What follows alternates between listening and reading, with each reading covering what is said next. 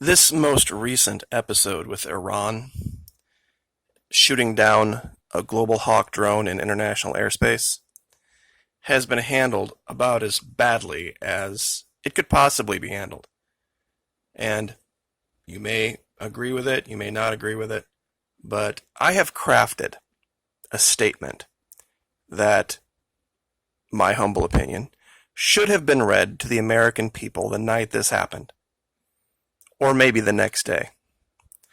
It would have covered all of the bases, and it would have not given the Iranians this get out of criminal acts free card. Because basically that's the end result now. They shot down one of our drones, and there will be absolutely no repercussions for it whatsoever. It wasn't a mistake.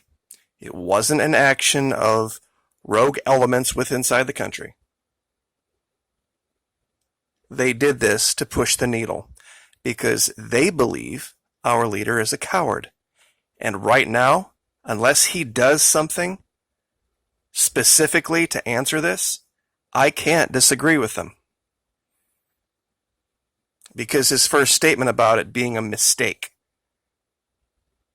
could have possibly been taken one of two ways. You could have taken it like, well, they did this and that's a huge mistake and we're going to answer. Or him actually saying, well, they did this, but if they didn't mean to. I wasn't really sure how to take that. Well, now I know how to take it. So let me read for you the statement that I've crafted. And you tell me where you think I've gone wrong here. On the 20th of June, 2019, a Global Hawk drone in international airspace being operated by the U.S. Navy was targeted and destroyed in flight by an S-350 anti-aircraft battery of the Islamic Republic of Iran. By international law, this was a criminal act and constitutes an act of war against the people of the United States of America. If this action was taken in error or as the result of rogue forces inside the country, the Islamic Republic of Iran has 48 hours to issue a public apology at the UN and make full restitution for the lost drone. If this is not done, the United States military will begin systematically targeting and destroying all Iranian anti-aircraft installations in the region. Heretofore, there has been no loss of life, only property. This does not, however, mitigate this hostile, brazen, and open attack that occurred in international airspace. The United States does not seek to kill innocents or put anyone directly in harm's way, but the presence of Iranian military members or civilian contractors at those sites will not be taken into consideration after the 48-hour grace period has expired. The use of human shields is expressly forbidden by the UN Charter, and any loss of life that comes as the result of these actions will be the direct responsibility of the Iranian regime. It is our hope that the Iranians will reconsider their recent hostile aggressive actions toward the world community and return to the negotiating table so that we may continue on the road toward a more peaceful future for all. God bless America. God bless the American people. Thank you and good night. Now, tell me what was wrong with that statement. It gave them the opportunity to explain their actions.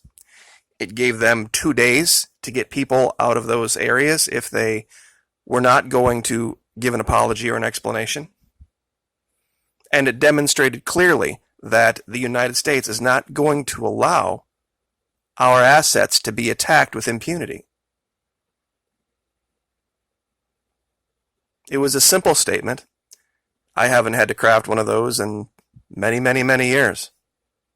But this was pretty cut and dried. You don't have to respond with overwhelming military force immediately to something like this, but you do have to respond with confidence and strength.